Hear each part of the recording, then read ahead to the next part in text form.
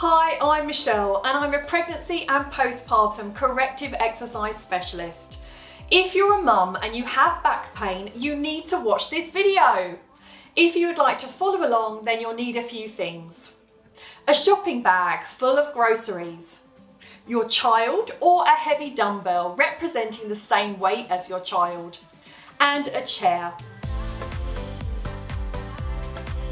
So, why is it us mums are getting back pain? It's likely that your back pain is coming from a weak core, weak glutes, or even poor lifting mechanics. To decrease back pain, you can improve the bending lifting mechanics. You can also improve your breathing and posture and build that strength. So let's get started with basic lifting mechanics and then apply it to day-to-day life.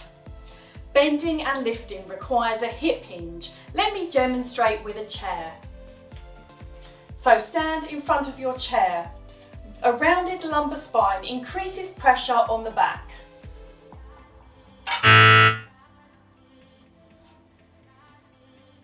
A flat back decreases pressure on the lower back.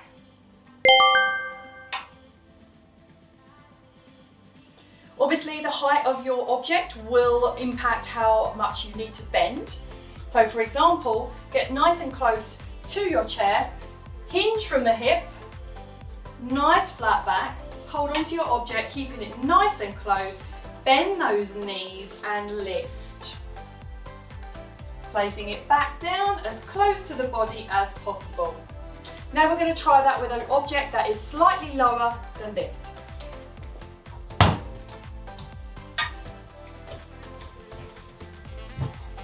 So with this one, I've got a bar across here so I can't tuck my feet under, so I'm going to have to go wider than the object. So, not rounding, hinging, nice flat back. I'm bending my knees a lot more than I did before, keeping that object nice and close to me, and exhale, lift. Same as you came up, you need to do the same as you go down. Very important. I see a lot of people picking up well, but then forgetting it all, and then rounding and lowering. Other ways to help improve mechanics. Number one, unclench your glutes. We all do this with hip hinge work and we also do it in day-to-day life. I've seen you do it. I do it myself. I'm standing there washing up and my glutes are tense. Let go, release those glutes. Number two, bend the knees as much as you need when you are doing your hip hinge. Number three, bring that object closer to the body and slide it up your body. Number four, exhale as you start to lift. And number five, brace your abdominals. Now we need to apply this to day-to-day life. So first of all, you can pre-brace and start exhaling before standing up. So when you're in that hinged position and you are bent over, if you inhale, expanding the body with that air, and exhale through the mouth, and as you exhale you're engaging pelvic floor, and then you would rise. So we're going to demonstrate that with a bag. So get your shopping bag and keep it nice and close to you. I'm going to have mine on my left hand side, so bending and standing. Now if this object was particularly heavy, you'd come to the side of your bag, you'd bend your knees and lock out your arm. Nice flat back, inhale, exhale, engaging pelvic floor, and stand. And you would definitely put that down in the same way.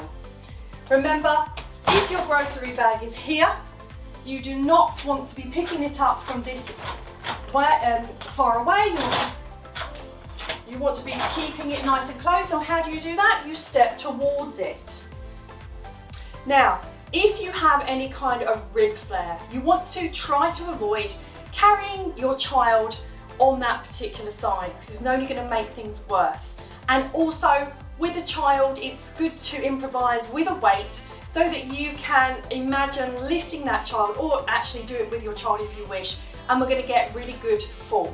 So first of all, I'm just going to put my bag to one side, and this ball represents my child. So first of all, we're going to pick that child up. So the baby could be laying on the floor.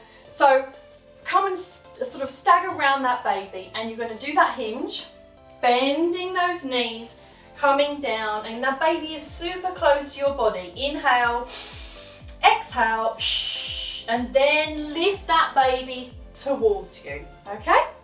Now, if you have that rib flare, most of you naturally carry your babies to one side of the body.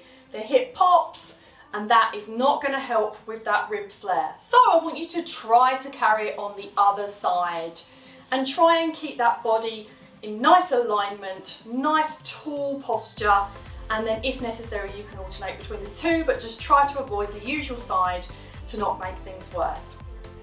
Now, I'm trying to represent how it would be in a car. So you're sitting in the front, you're driving your car, your child is crying, they want a Soarin' or some form of snack, and you're reaching around, twisting that body.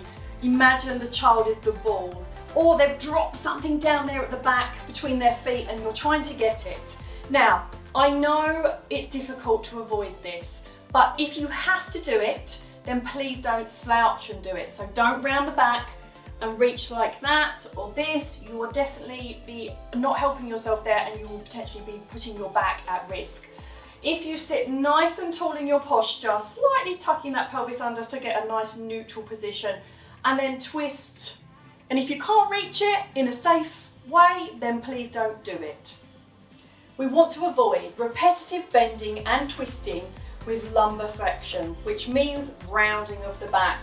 So stop lifting like this, stop twisting to the side with a rounded spine, and stop lifting when the object is too far away, or if your legs are here, that's even worse.